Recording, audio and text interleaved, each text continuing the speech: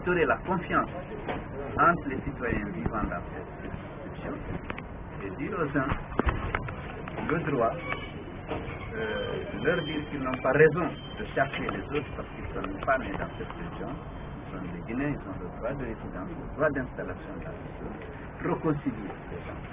Nous ne demandons pas nécessairement, absolument, des réparations, des indemnisations, mais il faut faire des démarches, rappeler les gens à l'ordre, rassurer les autres pour qu'ils continuent d'exercer leurs activités dans le respect de la loi et de leurs compatriotes vivant là.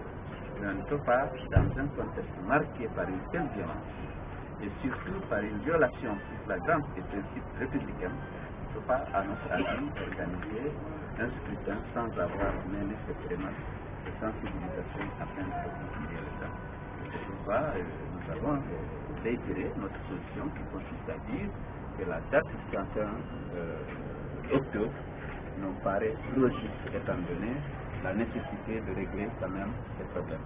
Il est bien évident que juridiquement aussi, à cette date, 177 du code électoral stipule que les électeurs doivent être convoqués 7 jours avant les tenues du scrutin. Nous sommes mercredi et jusqu'à présent le décret n'est pas pris. Dans les conditions normales, si on devait respecter la loi, le décret ne pourrait plus être pris pour le dimanche 31 octobre. Et si jamais, Monsieur le Président, la date est maintenue? Si jamais, je pense que le général Sekouba va examiner les positions des uns et des autres et essayer de prendre une décision qui soit conforme à la loi, au code électoral, mais également tenir compte de la nécessité pour lui-même et pour les autorités de la transition de procéder à la sensibilisation, à la réconciliation nécessaire dans un certain nombre de circonscriptions que j'ai citées. Monsieur le Président, venez de rencontrer Monsieur le Président de l'IFC. Est-ce qu'on peut savoir si toutefois vous avez tenu en compte les préoccupations de Monsieur le Président de l'IFC? Oui, je voudrais d'abord préciser que cette rencontre devrait avoir lieu depuis 2 jours,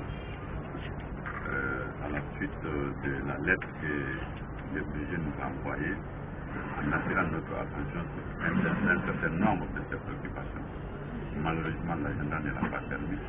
Hier, on devrait le faire, ce n'était pas encore possible. Donc ce matin, nous avons dû, tous les deux, nous devions dégager des obligations pour pouvoir faire cette rencontre autour des préoccupations d'ordre technique de l'FDG.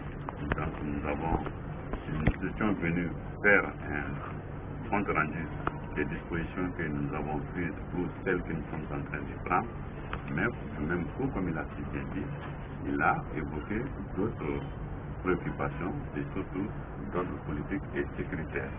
Donc, comme je l'ai dit, nous sommes en train de gérer le processus dans des aspects techniques. Maintenant, les autres aspects relèvent d'autres niveaux. Voilà en fait ce que je peux vous dire. Et encore une fois, je remercie le président de sa totale disponibilité. Et nous aussi, de notre côté, nous sommes engagés à organiser ce scrutin dans les conditions de transparence et de stabilité totale. Et je pense que nous allons tout faire pour le réussir.